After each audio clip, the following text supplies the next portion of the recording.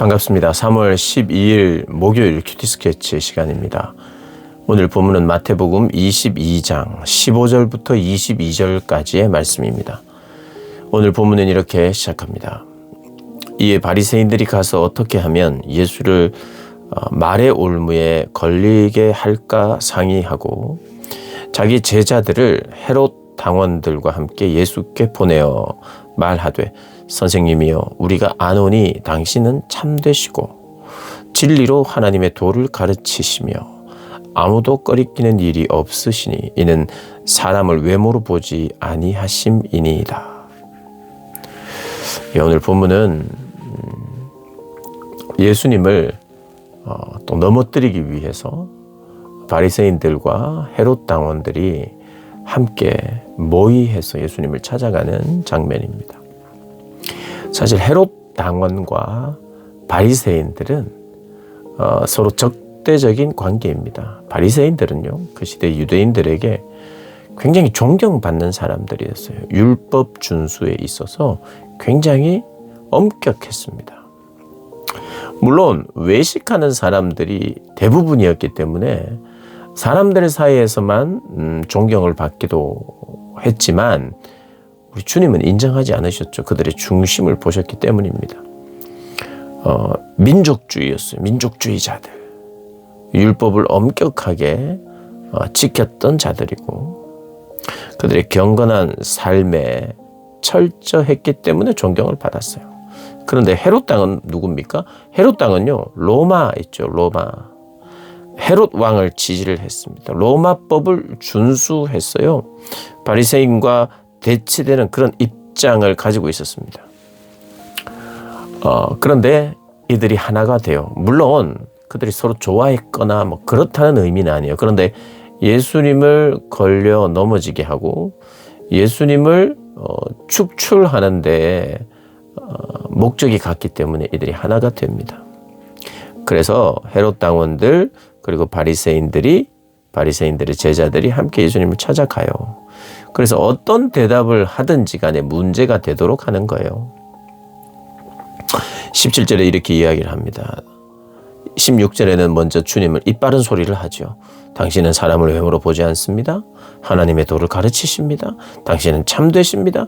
아무도 거리끼지 않고 당신은 우리가 하는 말에 솔직하게 당신은 답할 수 있는 분입니다. 이렇게 이야기를 합니다. 예스냐 노냐 이것만 대답하면 된다. 당신은 누구도 거리낄 것이 없이 정직하게 하시는 분이다. 예스를 하든지 노를 하든지 다 걸려 넘어지게 이렇게 판을 짜놓고는 이런 이야기를 하는 거죠.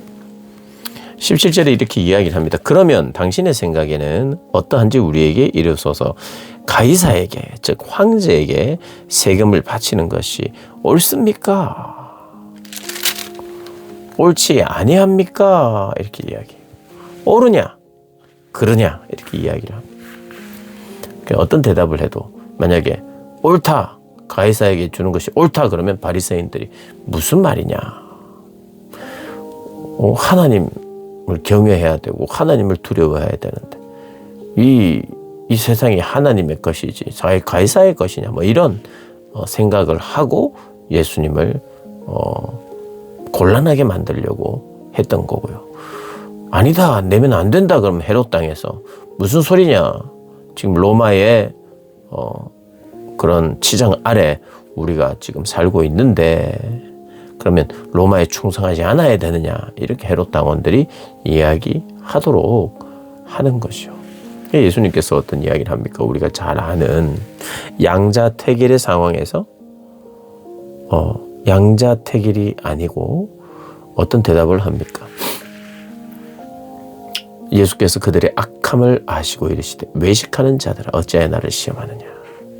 외식이라는 것은 연기자를 말하는 것입니다. 겉과 속이 다른 연기하는 사람이에요. 위선자들 어찌하여 나를 시험하느냐. 세금 낼 돈을 내게 보이라. 데나리온 가져와봐. 이렇게 이야기한 겁니다. 그러면서 이 형상, 이 글이 누구의 것이냐. 그들이 이야기합니다. 그 형상은 가이사의 것입니다. 그러면 가이사의 것은 가이사에게, 하나님의 것은 하나님께 바치라 이렇게 이야기를 합니다. 이 형상, 가이사의 형상이 그려져 있어요. 이것이 가이사의 것이라고 네가 믿고 가이사의 형상이 그려졌다면 가이사에게 줘라. 그러나 하나님의 형상, 하나님의 것은 하나님께 드리라. 그러니까 동전에는 가이사의 형상이 있습니다. 그리고 인간은 하나님의 형상을 따라 지음을 받았어요. 하나님의 형상이 있어요. 인간의 삶 전체가 누구의 것인가? 하나님의 것이라는 거예요. 너희들의 삶의 모든 것을 주관하시는 분이 너희들에게 제공되는 모든 것이 하나님으로부터 오는 하나님의 것이라고 믿느냐? 바리새인들은 그렇게 믿어요. 하나님의 것. 그리고 바리새인과 헤롯 왕에게 다 대답을 하는데 이 모든 것이 정말 누구의 것이냐? 하나님의 것이라는 거예요. 하나님께 충성하고 너희는 하나님의 모든 것이 하나님의 것인 줄 알고 그렇게 살고 있느냐? 헤롯 당원들아, 바리새인들아.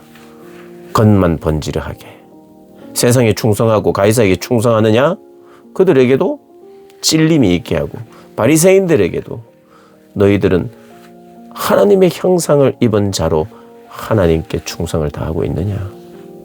하나님께 모든 것을 드리고 있느냐? 이렇게 도리어 질문을 하고 있는 것입니다. 그래서 그 말씀을 들은 사람들이 다 놀랍게 여깁니다.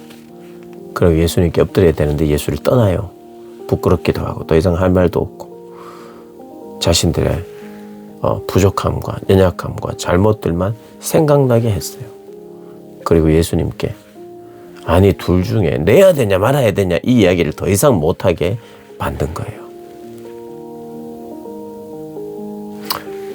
누가 주권자인가를 우리 예수님께서 선언하고 계시는 거예요.